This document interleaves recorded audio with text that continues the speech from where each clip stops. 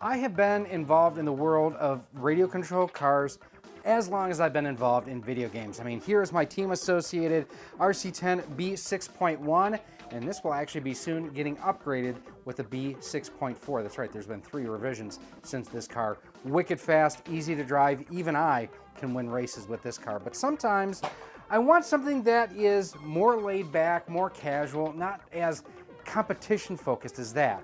And that's where this guy here comes into play. This is the Carrera RC Super Mario Kart radio control car. And that's what we're going to take a look at here today. Hey everybody, Gary here with Rock Solid Productions. Thanks for stopping by and checking out what we have going on here today. We've got RC Pro-Am, one of my favorites playing behind me on the NES. Is one of those games that it brought together my love of RC and video games all in one, even if it's not always the most authentic. But in a recent trip to Target, I saw this guy sitting here, and with my love for radio-controlled cars, they're not remotes, remotes for your television, not for radio-controlled models. I saw this, and it's like, it's super cute. It's about the same size as like the Hot Wheels version of the Super Mario cars that are out there. And it was one of those for 25 bucks. What the heck, I wanted to give it a shot. So what we're gonna do, we're gonna take it out of the packaging, we're gonna check and see what it takes to get up and running and see, is it actually decent or is it just a $25 marketing, licensing, cash in? Let me know too down in the comments. Have you ever gotten involved in radio controlled cars, trucks, planes, anything along those lines? I've been involved in the hobby, seriously, the hobby grade side of things since 1992, 30 years this fall. Let's go ahead, let's take a closer look. All right, let's take a look at what we have here because this is just stupid cute. It really is. Now, you can see it kind of has both a display stand sort of feel to it and just really neat packaging.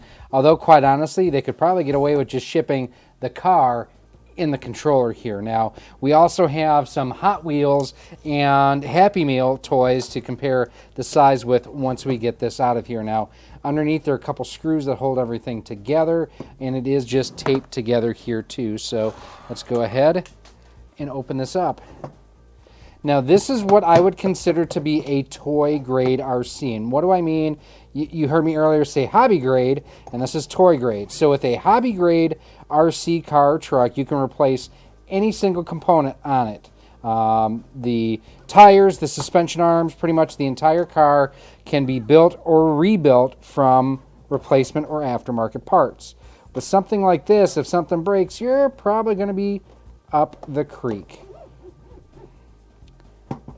Get that diorama, that's the phrase I was looking for earlier. Kind of has that diorama sort of feel to it. Now on the side looks like we have a wire tie.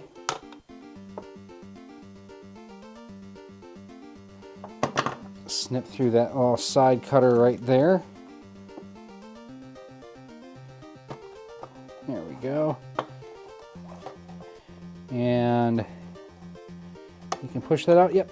Now, this will work as like an actual just display stand too, I guess.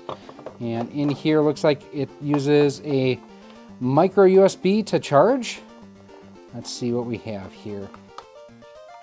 So we have accessories and spares. We have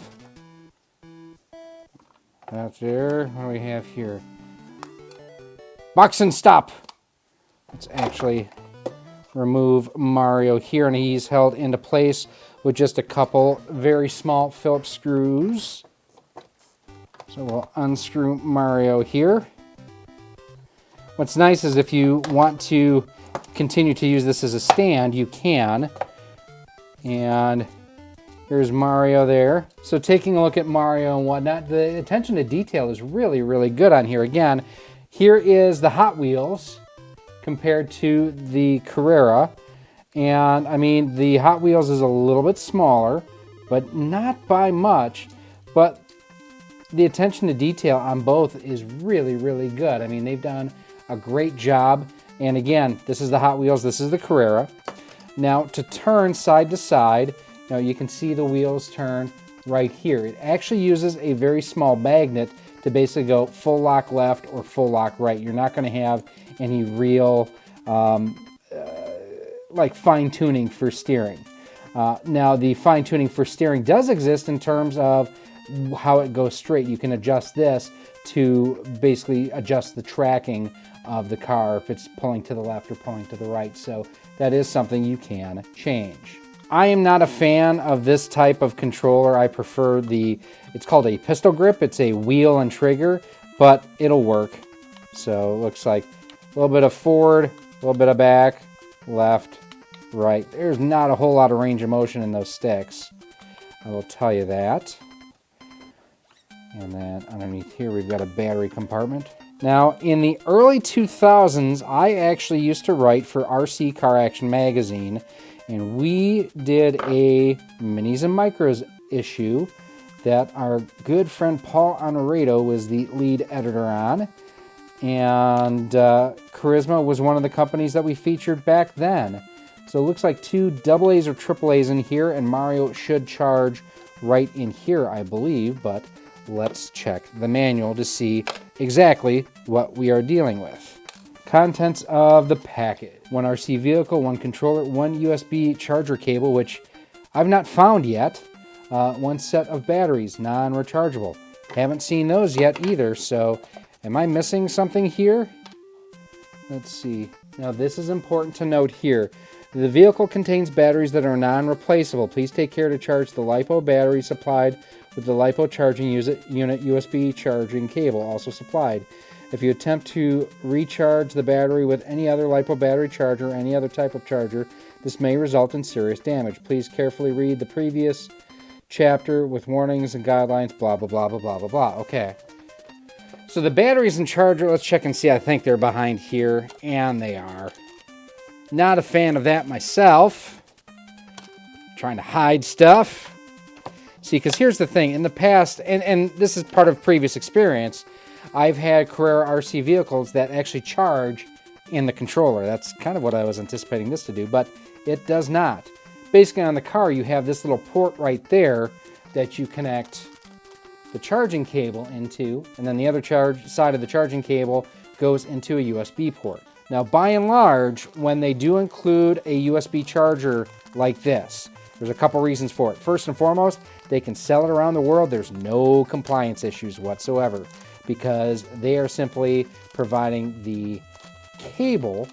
The power supply is not included. Now, the AAA's here, this is for the controller.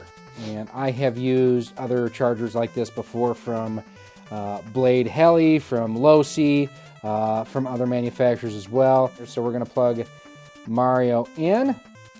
That's how far it should go in. It did feel initially, let me back it all the way out, like it was stuck like right about there. Just give it an extra little push.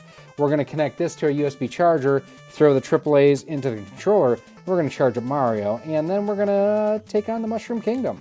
So first up out of the box, we decided to go ahead and just charge it up and run it around inside of our house. Here you can see we have a low pile carpet, and while it runs on it, it doesn't run great. It's dragging on the bottom of the chassis quite a bit and causing a lot of extra drag. This is not the most efficient platform out there, so no surprise here. But once we hit the hardwood, man, this thing zips around. Brule wanted to come and check and see what was going on. We ran around her quite a bit. And then we also went ahead and took it outside. See, we have a kind of landing pad, concrete patch next to our garage. And the perfect thing to set up a little Mario Kart course was our amiibos, which is exactly what we did here.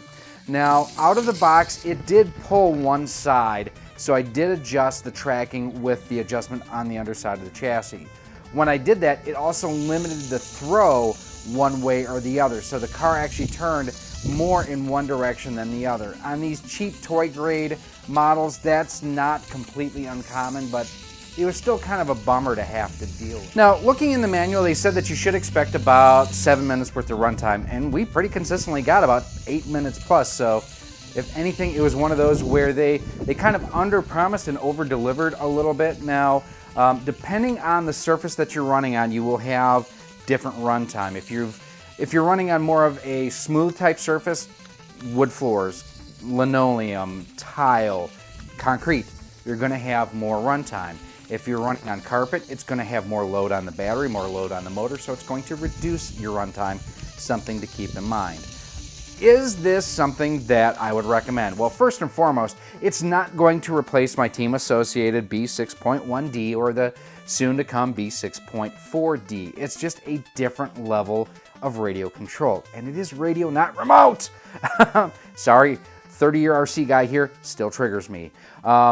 It's one of those things that this allows me, and I have had just the itch to get back into racing, and I just haven't had time lately. But this gives me the opportunity to go out and just screw around for, 5-8 minutes and have some RC fun. Now, I'm not a fan of the way that the steering servo in this works. And what a steering servo is it's basically a piece of electronics that turns the wheels side by side. Normally has a set of control links like this does here called turnbuckles to drive the axles and whatnot left or right. This doesn't have a steering servo, it uses magnets. And it's one of those where the motor needs to be in use for the magnets to be energized. When you set the trim to keep it going straight versus pulling to the left or to the right, if you have to set it to the left or to the right to compensate for a pull, you reduce the steering throw in the opposite direction, and that's a bummer. I do like the fact that it is, like, from a scale standpoint, they've nailed this. I mean, this is the Matchbox Hot Wheels scale to a T, and that's awesome. It's a radio-controlled Hot Wheels car, which is awesome. I do like also the fact that it is a lithium polymer or a LiPo battery in here. That way you don't need to worry about storage, charging, discharging, anything along those lines. Now, this does have what's called a low voltage cutoff built into it. So if it goes below a certain voltage, it'll stop power to the motor to protect the battery from being damaged. If the car comes to a stop as you're running it, as it slows down, don't keep running it. That's a safety measure to protect the car and the battery. If it comes to a stop, go charge it up. For me, as a hardcore RC guy, this isn't one of those things I'm going to be like, oh, I'm going to run this every single day. But for the novelty factor, for the display factor, this is going to be basically a diorama somewhere in here. I will put the screws back in it, and I will probably not use this a ton. It'll be a display piece. And for a display piece, it looks really, really good. I wasn't a fan of the way that they stuck things in here for the charger and additional instructions and whatnot.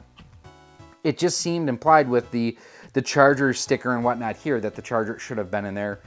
Just personal preference. But overall, it looks phenomenal. It just does. Performance is what you would expect out of a $25 RC car. One thing with something this small, if you are running around the house, keep an eye on hair and fuzz and fibers that'll get wrapped around the axles, because that'll get sucked in, it'll slow the car down, it'll cause issues, and eventually the car just won't run properly anymore. So that is something I would highly recommend. Now, Carrera RC does offer larger versions as well, and we just happen to have two of them we will be looking at in a future episode. Now, if you do want to check out any of the other episodes that we've done talking about, RC and some of our pickups and our involvement in the hobby, those videos are coming up for you right now. Thank you so much for watching this episode. If you want to help support Rock Solid Productions and be a part of our community, there's a number of different ways you can do so.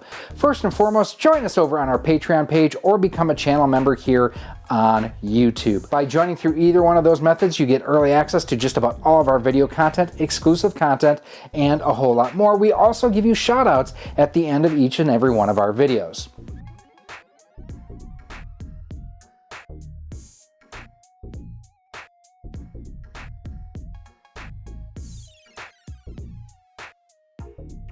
You can also pick up some awesome Rock Solid Productions swag. We've got t-shirts, sweatshirts, hoodies, and more available through our Teespring store on screen right now too. You can also pick up some of our awesome 3D printed cartridge stands, Amiibo holders, Nintendo DS holders, and more by visiting our 3D printer store on screen right now as well. Links for everything will be down below in a pinned comment. If you want to stay up to date with everything we have going on here at Rock Solid Productions, make sure that you're following us on the different social media networks. We're on Facebook at facebook.com/RockSolidProductions, Instagram at instagram.com/RockSolidProductionsGK, and Twitter at Rock Solid Studios. If you're looking to pick this and other retro and modern gaming accessories up, make sure that you head on over to CastlemaniaGames.com. He has a feature over there called Castle Cash, where the more you spend, the more you earn towards future purchases, and Castle Cash is just like cash. He also offers convenient payment plans for more expensive items over $50. Finally, make sure that you use promo code ROCKSOLID10 when you're shopping at CastlemaniaGames.com, as it can save you up to 10% on most items on the website. Again, thank you for watching this episode, and I cannot wait to see you again soon.